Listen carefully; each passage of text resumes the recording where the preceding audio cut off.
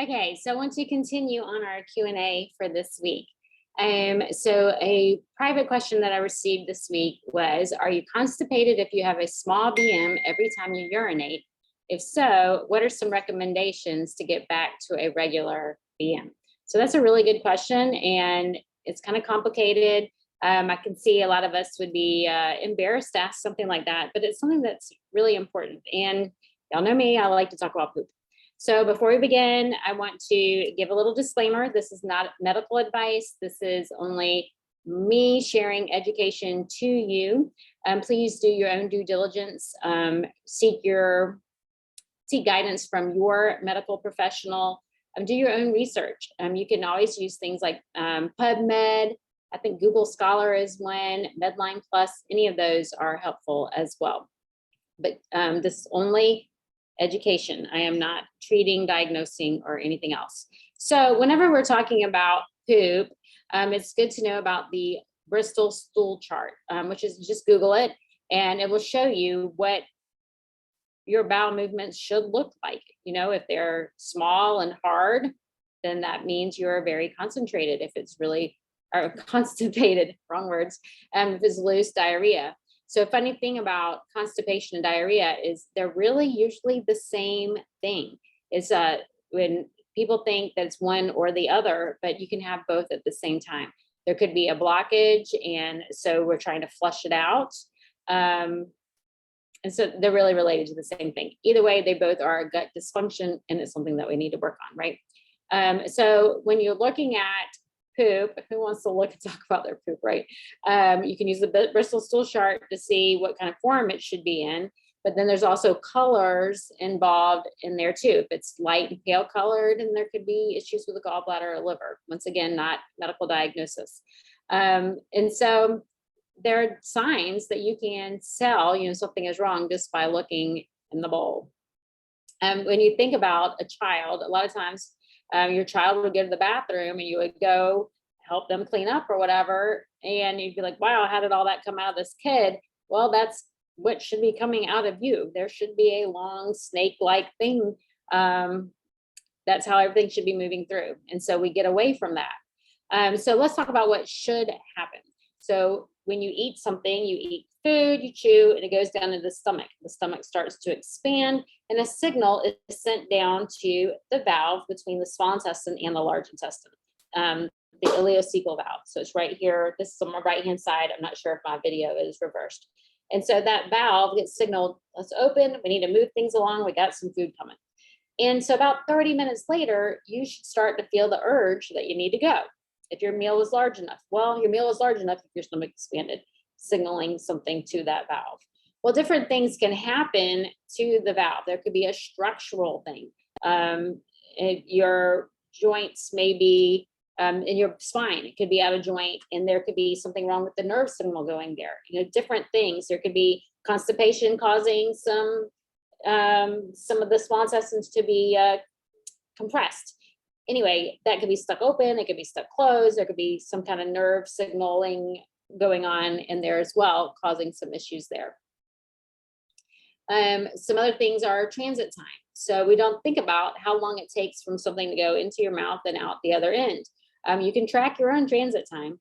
Some people use charcoal tablets, but you could use corn, or you could even use beets. You're gonna see them when they come to the other end.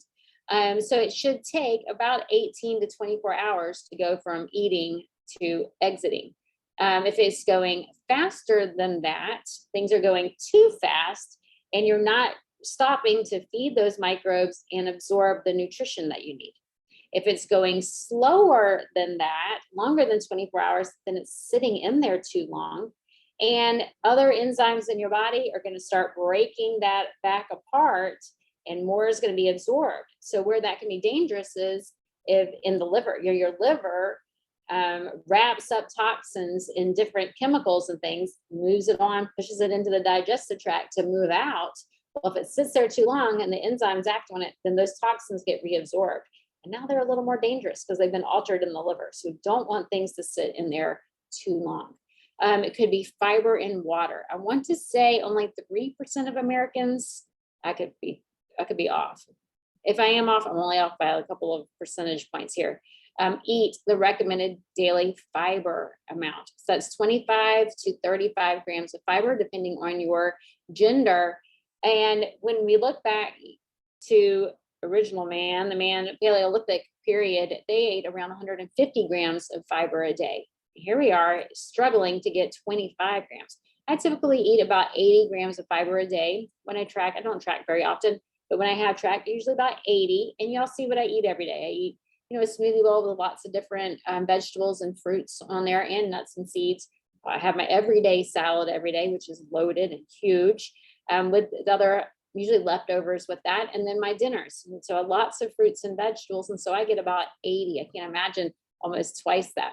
And water. So you need water to help that fiber move along. We want it to stop and feed the microbes. We want things to be moving. Our bodies are made up of mostly water. We need lots of water for different reasons. Make sure you're drinking about half your body weight in water, not coffee, not tea. I'm talking about water. Issues with the valve we talked about, issues with the thyroid. So your thyroid, if your thyroid is slow, it slows everything down. It lowers your temperature. It lowers your metabolism. It slows down your digestive tract. It could be imbalanced minerals. If you are taking a lot of vitamin D or a lot of calcium or a lot of magnesium, if you're taking a lot of those supplements and not balancing it out, then that is going to interfere with contractions and movement and signaling and things like that. It's better to get all of your minerals and electrolytes from your foods. Those dark leafy greens are high in minerals and electrolytes and enzymes, especially if you eat them raw, and they're in the right balance. That is the balance that you need. That's why in my Create a Healthier You program, we eat greens 3 times a day. And at first it sounds crazy, but by week 3, week 4, everybody's doing it. And right now we are in I think we just started week 8 today. Anyway, everybody is regularly, you don't even think about it anymore. You have your greens 3 times a day. Greens are very important, very high in protein in your minerals. I'm getting off track. Caffeine. So caffeine is very aggravating to the digestive tract. If you are a coffee drinker, you drink coffee in the morning and then you go to the bathroom. It aggravates. It's not good. A lot of people say, I have to have my coffee or I won't go to the bathroom. Well, that's a sign something's going on in there if you have to have coffee to go to the bathroom. Alcohol. Alcohol also interferes with the digestive tract.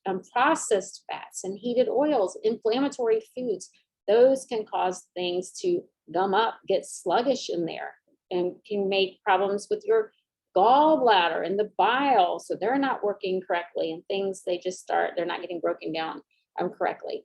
Bad microbes and parasites can interfere with your digestive tract. And we are trained at an early age to hold it. I know I've gone to schools and I've taught at schools where you couldn't go during class. You had to go between classes. And when you're sending that many kids, everybody has the same break, right? Everybody rushes into the bathroom. If you need to poop, that might not be something you can do with a crowd full of people. And so you learn to hold it. Or maybe you have trouble going in a public bathroom. Or maybe you've been holding it so long that you just don't even need to go anymore.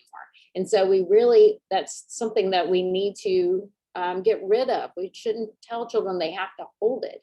It should be, everybody has to do it. We all need to let it go. And for our health, we need to go when we have the urge. And so I know you might be in a meeting or something and you have to hold it, and that makes it hard. So that's another thing. All right. So we need lots of water. We talked about it. We need to chew our foods. So many of us eat our foods too fast and we don't chew. We don't allow all of the enzymes that begin in the mouth to get secreted and start our digestive processes for us. So when you think about food, you need to eat slowly.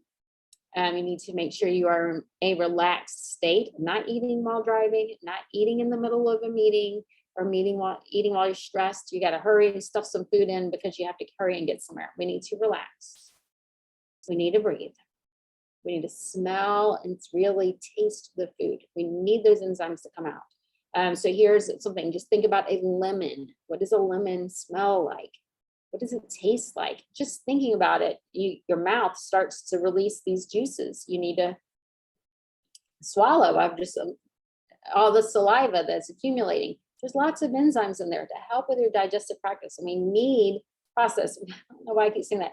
We need those to release to help break down our foods from the very beginning. So eat in a relaxed state, really chewing your foods. That means when you have a juice or you have a smoothie, you need to swish it in your mouth. The important thing is when you are finished with that juice or smoothie, you need to rinse with water or drink some water. After you rinse your mouth, go brush your teeth. Don't brush your teeth right away because the acids from juices can loosen the enamel, soften the enamel. So if you go brush, that might not be the right time. But rinse your mouth really good with water if you are swishing a juice or a smoothie to help protect your teeth. So even Dr. Christopher many years ago taught that you have to swish, chew your juices. And so I encourage everyone, if you have a smoothie, throw something in there that's going to make you chew it. Add some chia seeds, make sure they swell in there so that you're chewing. Nuts and seeds, some extra berries or something on top, just so you're chewing that smoothie. Add essential fats. So we need fats to help lubricate things. Dr. Christopher would encourage you to have olive oil with your juice. Isn't that a crazy thing? So I'm not recommending that you do that. That's 120 calories of only fat. But you can get essential fatty acids, those wonderful omega-3 fatty acids from nuts and seeds like walnuts, hemp seeds, flax seeds, and chia seeds. All of those are very high in those omega-3 fatty acids that we don't really get in other areas. They're very anti-inflammatory, soothing to the gut, and they are, minus the walnuts, I don't think they're mucilaginous. They all have this gel-like substance that helps to coat the digestive lining and protect the digestive lining. So those are really, really good to include. Mucilaginous foods like sea vegetables, they are mucilaginous. Licorice root, marshmallow root, slippery elm, those herbs are also wonderful. Now, licorice root is contraindicated in those who have high blood pressure. So if you have high blood pressure, you can get a DGL form of licorice root, but you can still use marshmallow root and slippery elm if you can't get that. And probiotics. I recommend that people, I can't recommend, I'm not licensed to recommend supplements, but I encourage you to research probiotic products. You want lots of different varieties, a large amount of strains. We want a lot of those really good microbes. If you are buying cheap yogurt, it's made with cheap probiotics that are made to sit on a shelf. Those are not necessarily the ones you need in your gut. Babies are born with bifidobacteria. That is what started. And when they test adults who are my age and older, there's not that much bifidobacteria in there. Maybe you need that. That's something that I would look up. So if things are moving too slow, remember those toxins are going to be reabsorbed, and that's setting you up for a lot of different health disease risks. And so you don't want things to sit too long. Things that can help temporarily while you get medical assistance are smooth move tea. Don't take that long term. That is a quick fix, will help you go to the bathroom, but you really need to get to the root cause. Why are things going slow, or why are things going too fast? Other helpful things are enemas, also temporary. Don't use those on a regular basis. And laxatives. So if you do need a laxative, I recommend that you get some whole food laxatives, herbal laxatives. Dr. Christopher has some, Health Force Nutritionals has some, Dr. Schultz has some. Those, they're not going to be, those are made so they don't cause cramping. They help to feed and nurture the area. Dr. Christopher even has a formula. Got to think about what it's called. I think it's called Digestes, maybe. That might not be the correct name, but he has one that is soothing digestion. That's what it's called. That's marshmallow root and licorice root. And it is just made to help soothe the digestive tract, to help heal, help things move along. And so those things will help to heal, but we need to figure out what has caused the issue to begin with.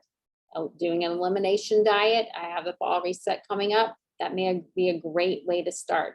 Create a healthier you. That's my longer program that starts in July, and it also starts in January.